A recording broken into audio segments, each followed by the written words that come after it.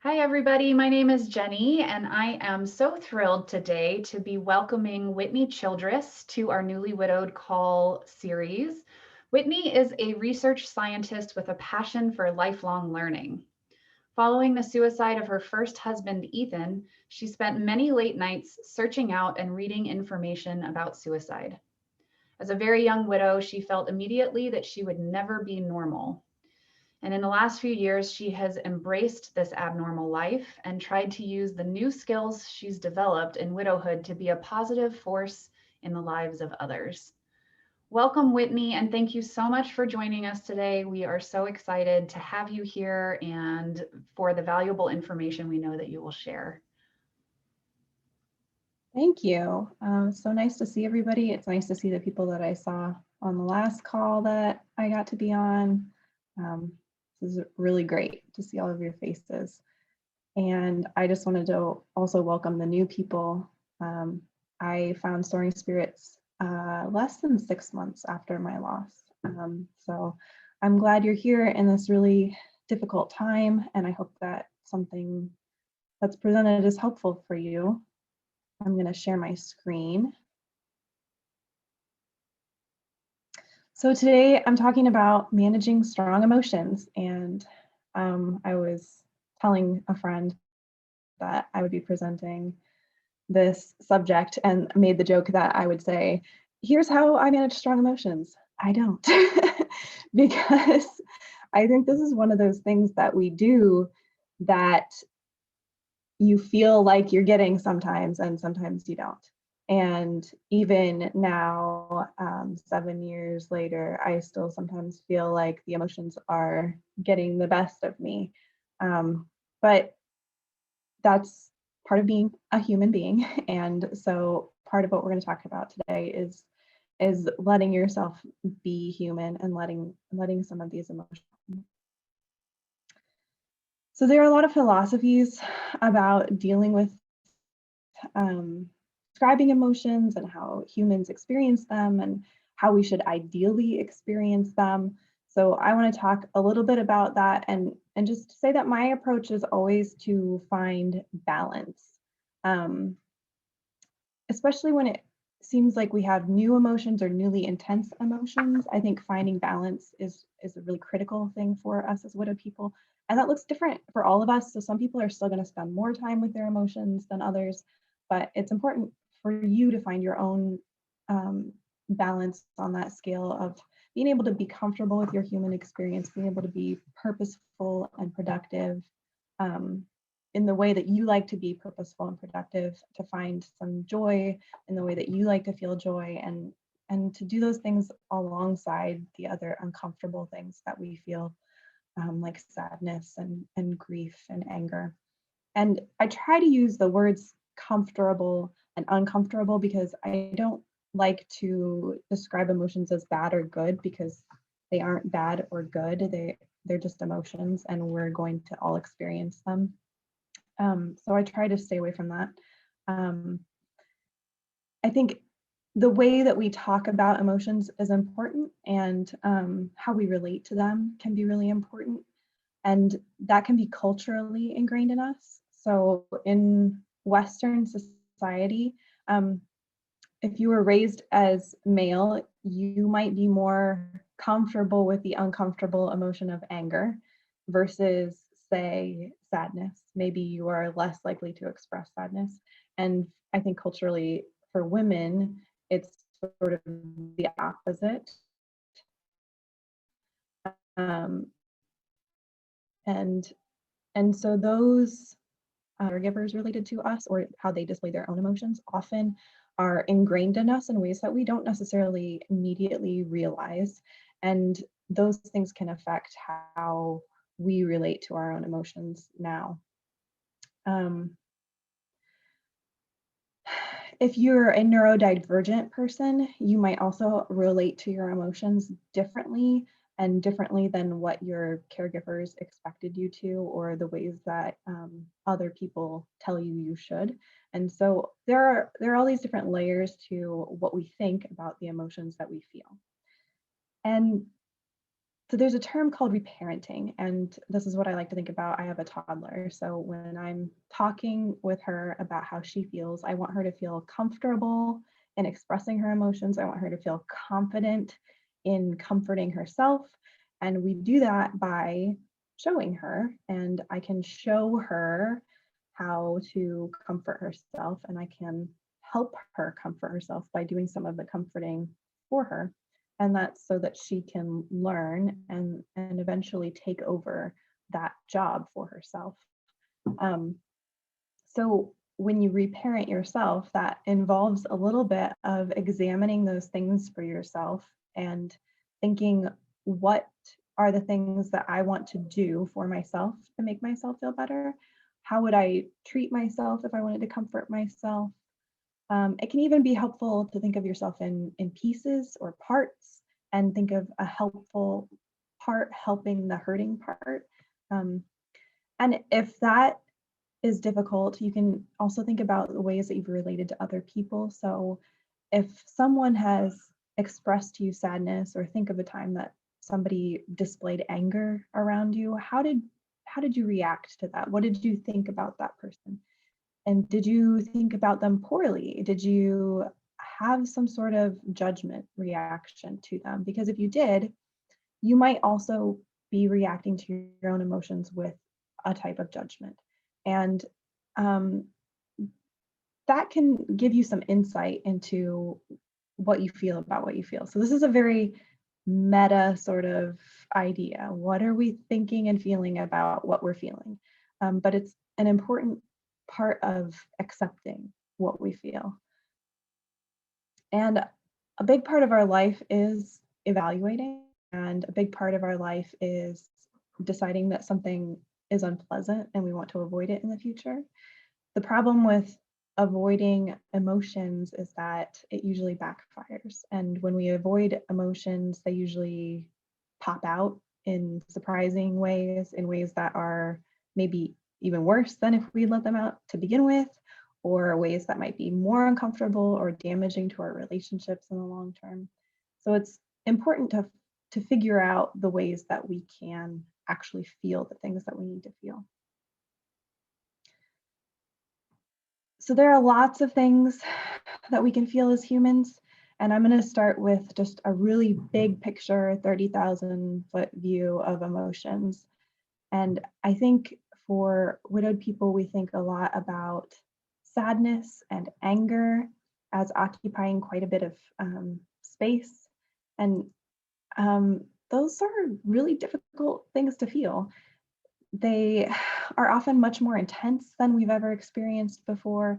Um, and it's startling and difficult to understand and accept about ourselves that we're now capable of something that we haven't experienced before.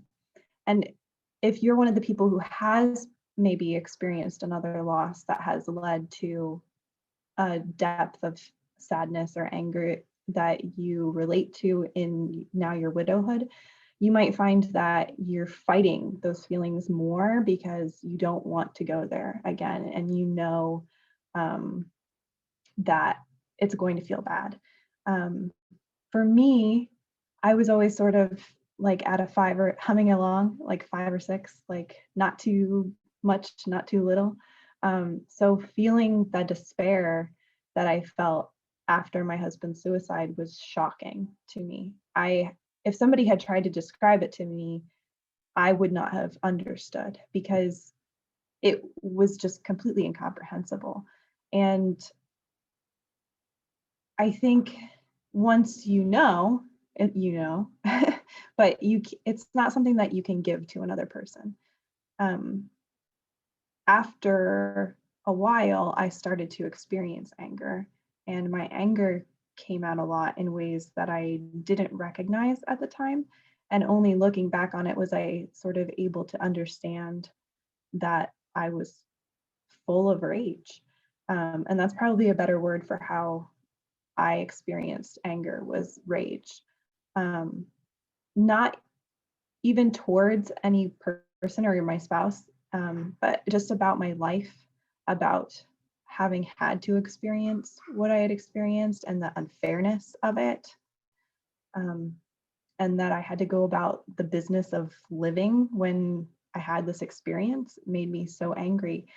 And I think if you're finding yourself in these big buckets of sadness and anger right now, you're in good company, because a lot of the people in this room are also bouncing between those emotions. And it can be really difficult when we spend so much of our time there. The other big picture emotion I want to talk a little bit about is fear. And I think now more than ever, fear is really misunderstood. And I've seen in the last year a lot of people serving up a conversation about fear with a big side helping of judgment. And that comes in the form of sentences like, oh, you can't do XYZ out of fear, or because you're afraid, or you shouldn't make decisions out of fear, based in fear, as a response to someone else's choices. And I think we have described our ideal living situation as a world where we don't experience fear. And that's just sort of hogwash to me, because everybody is going to experience fear. And people will use that as a motivator to make decisions, and we use emotions as motivators for decision making all the time, and that's because we're people and we're not robots. um, and if someone insists to you that they don't, then they probably just aren't aware of how their emotions um, are a part of how they think. And these aren't necessarily good or bad ways to do things. I don't want to put any judgment in it. I just want us all to really get honest with ourselves about how we're thinking about what we're feeling. The other thing that's important about fear is that it's a little bit different from other emotions, because there's a physiological response that happens with fear, and that has been built into people as long as people have existed. And it's there for a very good reason. And that's to keep you safe, that's to protect you, to protect your offspring. So it's probably actually protected you before, whether you realized it or not, because it's hardwired in. And I think we would benefit, not just ourselves, but the way we relate to others, if we could approach fear more like we do with our other emotions as we're learning, where we need to find balance. So if you predominantly feel afraid, or if you can't comfort yourself through fear, um, if you're afraid of things that you didn't used to be afraid of, then maybe you need to explore some new coping mechanisms. But I don't want to put this in a place that's any worse off than anything else.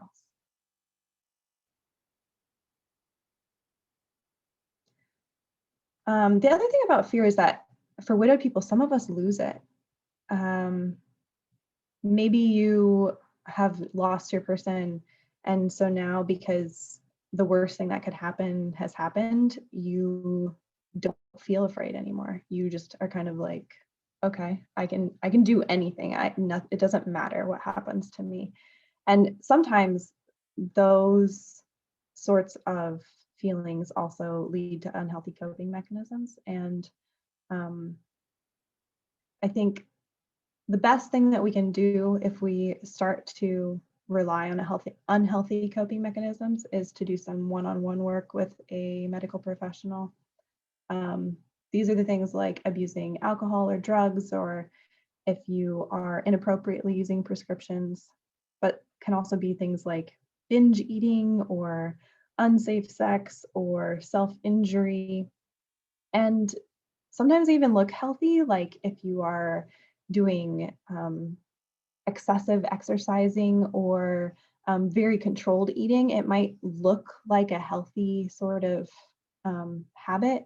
But if there's no room um, for life to get in between those things, if you are very controlled about them, they might become an unhealthy coping mechanism. So if you are relating to any of those things, then I would definitely suggest that you explore that further with someone, because your safety has to be your number one priority, and especially Soaring Spirits wants you to be safe above all else. So how do we cope? kind of wrap up in a bow what we've talked about so far, I just want to say that the first thing would be to identify how you're feeling. And if that's new for you, talking in really broad strokes is probably sufficient. So if you're not used to talking about how you feel, then saying, I feel sad is probably enough to start with. Um, if you feel like you want to pick things apart a little bit more and dissect those feelings into more specific ones, you could say things like, I'm mad because my life doesn't look like my friend's life, and that would maybe be jealousy. Or I'm sad that I have to eat dinner by myself, and maybe that's loneliness. I'm afraid that someone else would die is helplessness. So being able to take time to identify and name those feelings really just puts you in the driver's seat and takes away some of that mystery, some of the power of the emotion over you, because now you have claimed it as your own. So then our second step would be to accept our emotions. So removing judgments about how we should be handling this better. I should be up doing something else instead of crying. That's a judgment. Not helpful. Uh, I shouldn't be giving a presentation on managing strong emotions because I still have strong emotions. That's a judgment, Whitney. Okay, not helpful. And just because we're identifying and accepting these things doesn't mean we have to share them with other people. So if you're not comfortable putting that level of vulnerability out into the world, that's totally fine. This is definitely something that can be done internally just for you. If it's helpful for you to name things and to talk about them with other people, then I think that can be a really good way to keep you honest if you're able to do that. Then after we identify and accept, then we need to start actually doing the coping or the comforting. And that just means that we're dealing with something that's difficult. And as I'm coping with something or trying to figure out if I can feel an emotion, actually spend time with that emotion, I ask myself, am I in a space that is safe? Do I have time to be with this emotion right now? So maybe you're not. Maybe you're at work and you absolutely have to do something and you don't have time to take a break and close your door and cry. Or you're really upset and you need to calm down and you cannot investigate your mind for the reasons why something is bothering you. And that's okay. Sometimes in life, we're not going to be in a place where we can do the emotional work that we need. You can always put a pin in it and say to yourself, okay, I obviously need to think about this. I obviously need to have a conversation with myself about this emotion and come back to it later at a time where it's more appropriate for me to do that. And I would encourage you to do that, because if you're constantly avoiding and saying, this isn't a good time, this isn't a good time, then you're not ever coming back to it. There has to be a good time to feel these things, remember, otherwise they're going to pop out of you eventually. The other day I was making dinner and a song came on the radio that I hadn't heard since Ethan was alive. And it was a song that he and I both knew together. And it surprised me so much to hear it and to recognize and be able to sing along the words. You know how you feel like when you hear a song you haven't heard in a while and you still know all the words? And I immediately started crying. And part of me was ready to just go turn it off, to just, I'll just turn that off, change it. But I took a moment and looked, and I had time that I was just making dinner and I was by myself and I was in my house and I was safe, and I could spend a few minutes crying with that song. So that's a very simple example, but it was a time that I needed to be sad and to remember those things and to feel those feelings, and was appropriate for me to do so. Then we have to think about how to comfort ourselves. And that can be really personal. It can be simple. Maybe you just need to cry when you need to cry, and that's good enough to comfort you through it. And it can be more complicated. Maybe there are some really specific things that you like to do. When I'm angry, I feel very physical, like I need to do something and I need to do something intense. So, doing something that wears out my body helps me a lot more than trying to do like a breathing exercise when I'm angry. If I'm angry and somebody suggests, like, oh, just calming, trying to calm down, as you might say, that's just going to make me more angry. So I have to find a way to move that through my body. So intense exercise is good. Screaming, I have screamed in my car many times to get that out. Finding ways that are safe that you can work through those things can be really helpful. And that can hinge on understanding how emotions look in your body, because emotions in your head are different from emotions in your body. So I know that when I feel anger, it's very physical for me. It feels like it's in my arms. It feels like it's trying to get out. Um, if you've ever read anything by Bessel van der Kolk, his trauma research centers around the body holding on to trauma. So physical coping is a really important way to reach at those things and treat trauma and treat traumatic emotions. I've heard a lot of my widowed friends talk about the sound that they made when crying early on being otherworldly, a sound that wasn't like other crying that they've done in their life. And I think having space for those things that are really big and different and being able to feel them can be really important, and is recognized by our community. So a lot of people here will have similar experiences to you. And then once you find out some things that comfort you, and that might take some trying, I think it's important to always try, and maybe try a couple of times before you give up on a technique, because sometimes we need to practice something before it starts to work for us.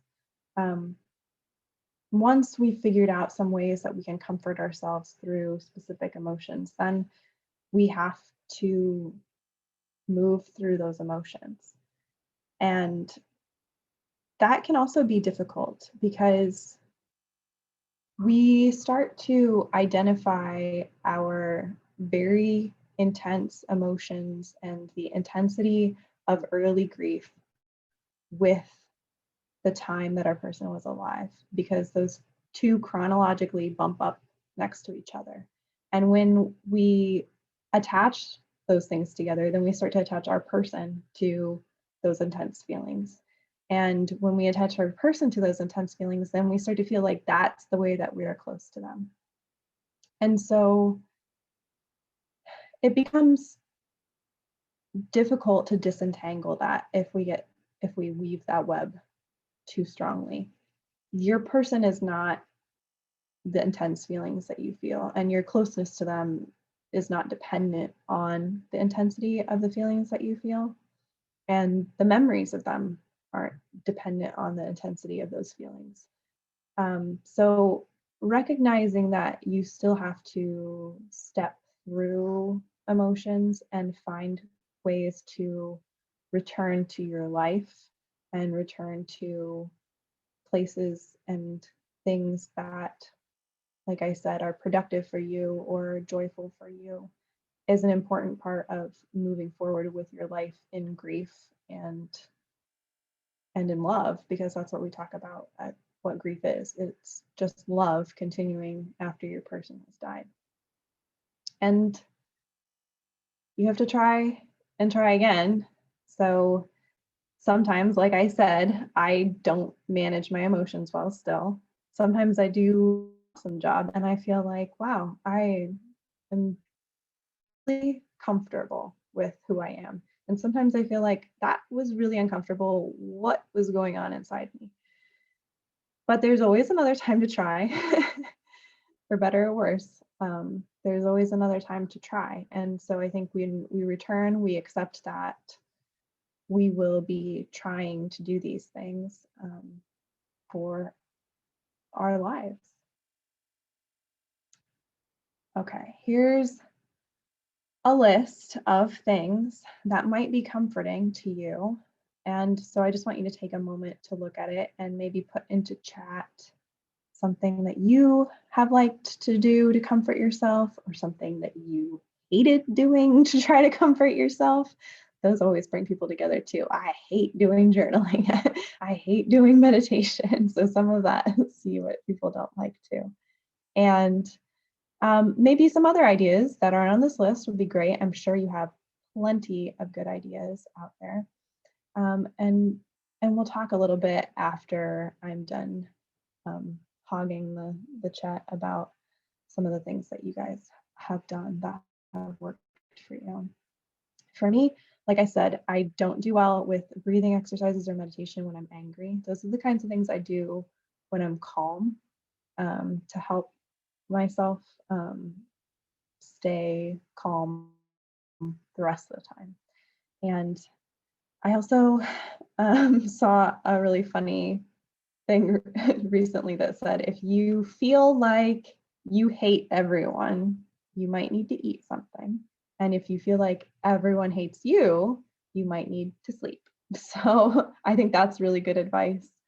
I also really like music for the ways that you can titrate it to what you need. So maybe you need to cry and you haven't been able to, and pulling up a specific song might help bring that up for you.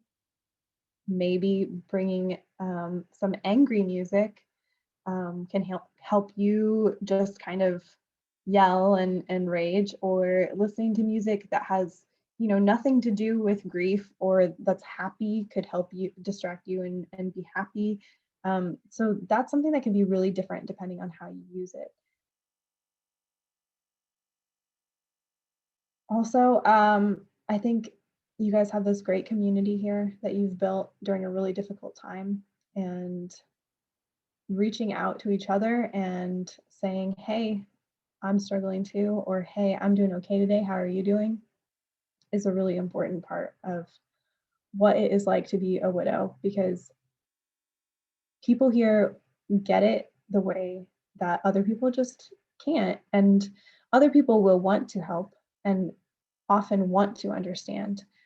So it is not a fault that other people don't necessarily get it. And I think we need all the kinds of people for us in our lives. And I definitely love my friends who aren't widowed, but I definitely love that I have friends who get it and understand too. So I'd like to just finish by reading you a poem, and then we'll open up discussion and talk a little bit about the things that you do to comfort yourselves.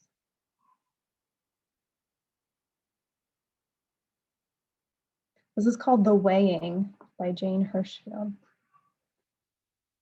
The heart's reasons seen clearly, even the hardest will carry its whip marks and sadness and must be forgiven. As the drought-starved eland forgives the drought-starved lion who finally takes her, enters willingly then the life she cannot refuse, and is lion, is fed, and does not remember the other. So few grains of happiness measured against all the dark, and still the scales balance.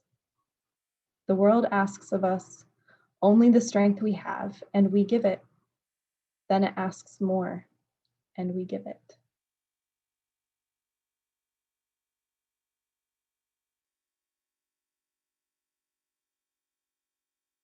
Thanks, everybody.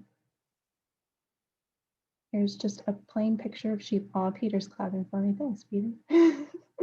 Thank you so much, Whitney. That was incredible. We're so grateful. If you wouldn't mind stopping the screen share, I can come back on. There we go. Thank you. Thank you. Thank you so much. That was so incredible. We're so grateful for your insight and your wisdom. And the replay will be available shortly to all of our folks who are with us live today. But if you are watching this on the replay, thank you so much for joining us. And we're going to now open up the session to questions and comments. Bye for now.